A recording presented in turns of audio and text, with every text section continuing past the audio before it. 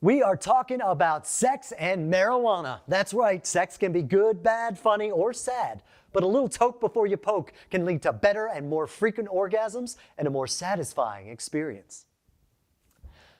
People have known this forever, but before now, science has never taken it seriously. And some are hoping cannabis can be a real answer to closing the orgasm inequality gap that says straight women tend to orgasm less frequently than their partners. 4 states are in the process of adding female orgasmic disorder, or FOD, as a qualifying medical condition for medical marijuana. Recent studies are being added to a growing body of evidence that says cannabis improves orgasmic frequency, ease, and satisfaction in people with FOD. Ohio is moving forward with a scientific review, the first step to adding the condition to its qualifying list. Illinois is talking about it as well, and Connecticut and New Mexico aren't too far behind.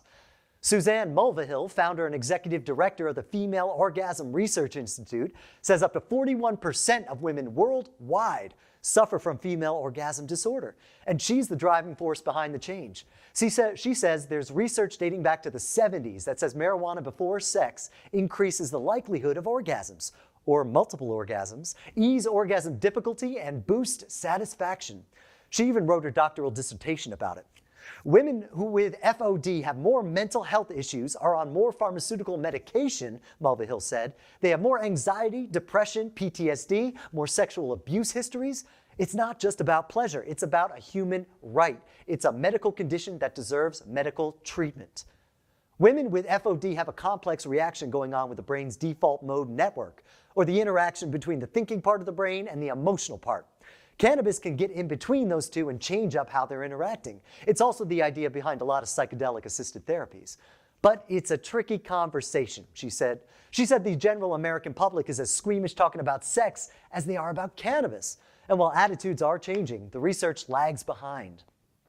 Mulvihill's Research Institute is trying to put together a randomized, controlled trial, the gold standard of research studies, to prove what she's saying. But since marijuana is illegal, no one's ever been able to secure the funding or support to carry out such a study. But this idea doesn't just apply to females. A study last year found that 70% of adults, regardless of gender, said cannabis increased desire and improved orgasms. 62% had even helped them improve their solo game as well. Another study found a connection between the passage of marijuana laws and an increase in sexual activity and birth rate. Ooh. But too much THC might send you the other way, as apparently it's dose dependent. The best results come in lower doses, where high doses of THC actually wound up decreasing the libido in several cases. Now, quote, "On the surface, this type of research may seem quirky," said one of the authors of the study.